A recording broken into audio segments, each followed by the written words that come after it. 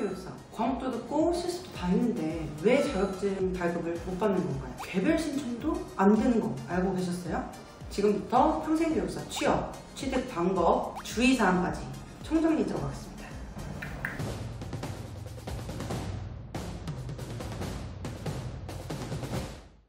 안녕하세요, 100%입니다. 오늘은 사회복지사나 보육교사 이미 너무나 잘 알고 계신 자격증이잖아요. 그래서 비슷하지만 또 더 좋은 자격증을 소개해 드려보려고 합니다. 그게 바로 평생교육사인데요. 지금부터 평생교육사에 대한 이야기를 시작해볼까요? 1. 평생교육사란 무엇인가? 평생교육사 딱 들었을 때 어디서 일하실 것 같으세요? 그러니까 사회복지사가 사회복지시설에서 일하듯이 평생교육사도 평생교육시설에서 일을 하고 있습니다. 이제 노인학교, 온라인, 오프라인, 원격평생교육원, 주민자치센터, 사회복지시설 등 평생교육원이 있는 곳이라면 어디든 취업을 할 수 있는 평생교육사입니다. 그럼 취업을 해서 어떤 업무를 하느냐?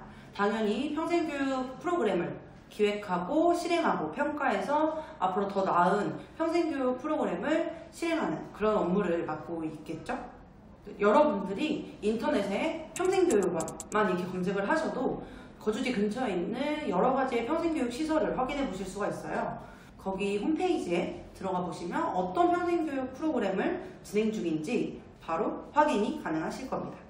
그런 프로그램을 개발하고 실행해서 대상자와 주민들에게 더 나은 평생교육 프로그램을 제공하는 게 평생교육사의 가장 큰 업무겠죠. 2. 왜 평생교육사가 되려고 하는가? 여러분 이제 아시다시피 100세 시대예요. 평생 직장이라는 말이 없어져가는 그런 시대입니다. 그러한 시대에서 재취업을 위해서 혹은 정년이 없는 안정적인 직업을 가지기 위해서 평생교육사를 많이 취득하고 계세요. 평생교육사는 정년도 없어서 안정적이고 취업에 있어서 다른 일반 기업들보다 나이 제한이 덜하기 때문에 40대, 50대 분들도 많이 준비를 하시고 있어요. 그리고 이 평생교육 시설에는 평생교육사를 필수로, 의무로 배치를 해야 한다라고 정확하게 명시가 되어 있기 때문에 그렇지 않은 직종보다 당연히 취업이 잘 되는 편이겠죠. 3. 평생교육사가 되기 위해서는 어떤 준비를 해야 할까요? 평생교육사, 이제 좋은 거 알겠으니까 어떻게 취득하는 건데요? 궁금해 하시겠죠? 평생교육사는 3급부터 1급까지가 있어요. 1급 같은 경우는 2급을 취득하고 나서 경력을 5년 정도 쌓은 뒤에 자격증을 발급받으실 수 있기 때문에 보통은 2급부터 준비를 하시고 있으십니다. 그럼 평생교육사 2급을 어떻게 취득하는 걸까요? 평생교육사 자격증은 따로 시험이 있는 자격증은 아니에요. 사회복지사처럼 과목 이수, 학력 조건, 실습 이렇게 해서 취득이 가능한 자격증입니다. 조금 더 구체적으로 들어가 볼까요? 우선 학력 조건. 학력 조건은 전문대졸 이상이어야 합니다. 근데 여기서 전문대졸업 이상일 때 어떤 전공이냐는 중요하지 않아요. 학력을 갖추었는가, 갖추지 않았는가만 확인하기 때문에 전공은 상관이 없습니다. 두 번째는 과목 이수예요. 2급 같은 경우에는 10과목을 이수하셔야 하고요. 3급 같은 경우에는 7과목을 이수하셔야 해요. 여기서 필수 과목 5과목이고 이거는 2급, 3급 둘 다 똑같아요. 그러니까 2급은 선택 과목 5과목을 여기서 추가로 듣는 거고 3급은 2개만 들으면 되는 거죠. 그런데 여기서 확인을 해주셔야 되는 부분은 평생교육사 과목의 경우 꼭 3학점짜리 과목이어야 해요. 그러니까 나 비슷한 거 들은 거 같은데 근데 보니까 1, 2학점짜리예요. 그러면 절대 인정이 안 된다는 거죠. 그렇기 때문에 본인이 이수하시는 과목이 3학점짜리인지 이수했던 과목이 3학점짜리인지 꼭 확인을 해보셔야 합니다. 4. 주의할 점. 평생교육사 자격증을 취득하려고 할 때 다른 과목들이랑 크게 사실 달라 보이는 건 없어요. 그런데 여기서 주의해 주셔야 할 점이 3가지 정도가 있습니다. 먼저 첫 번째, 이거를 갖춰주지 않으면 과목 이수를 해도 실습을 다 해도 인정을 받을 수가 없어요. 바로 성적입니다. 평생교육사는 성적 기준이 있어요. 그래서 2급의 경우 10과목을 듣는다고 했을 때 이 10과목의 평균 점수가 80학점 이상이어야 돼요. 80학점 이상.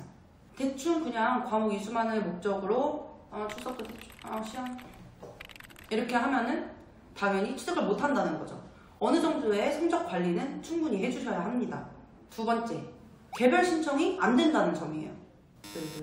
개별 신청이 안 되기 때문에 단체 신청을 해야겠죠. 그럼 어디다 해야 하느냐? 내가 평생교육사 과목을 이수한 곳 중 가장 많은 과목을 들은 곳.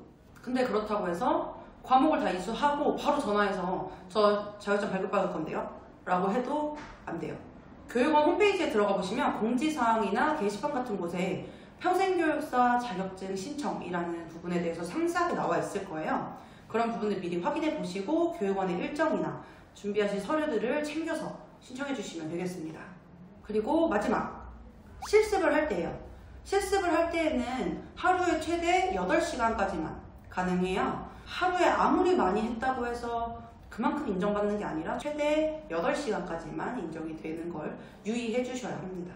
간혹 가다가 하루에 10시간씩 16일만 하면 되는 거 아니에요? 라고 하시는 분들이 있죠. 하지만 10시간을 실습을 했다고 하셔도 8시간까지밖에 인정을 못 받기 때문에 꼭 신경 써서 실습을 나가주시면 되겠습니다. 그리고 실습을 나가기 전에 꼭 챙겨주셔야 하는 부분은 선이수 과목이라는 거예요. 선이수 과목은 실습을 나가기 전에 꼭 이수해야 하는 과목을 말해요. 그렇기 때문에 교육원에서 선이수 과목 몇 과목 이상 듣고 오세요 라고 공지를 해둔단 말이에요. 그걸 확인해 보시고 본인이 충분히 그만큼 과목을 이수했는지를 확인해 보시고 실습을 나가셔야 합니다. 그냥 첫 학기부터 아무 과목도 듣지 않고 나 그냥 실습부터 할래 가 안 된다는 거죠. 그렇기 때문에 꼭 실습 과목을 이수하시기 전에 몇 과목을 이수해야 하는지 확인을 해보시고 그에 맞게 플랜을 짜서 자격증 과정을 진행해 주시면 좋을 것 같습니다. 오늘은 평생교육사 자격증에 대해서 이야기를 해보았는데요.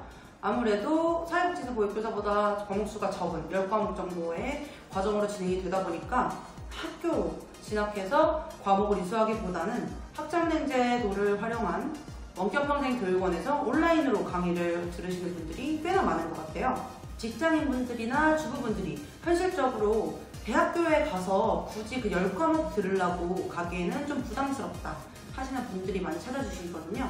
이 점도 한번 고려를 해보시고 조금 더 수월한 자격증 취득 과정이 되셨으면 좋겠습니다. 오늘도 100% 유익한 시간이 되셨으면 좋겠고요. 추가적으로 궁금한 사항이나 자신의 과정을 어떻게 진행하는 게 효율적인지 잘 모르겠다 하시는 분들은 고정 댓글의 링크 아니면 댓글을 통해서 문의 주시면 제가 답변을 남겨드리도록 하겠습니다. 그럼 100%였습니다.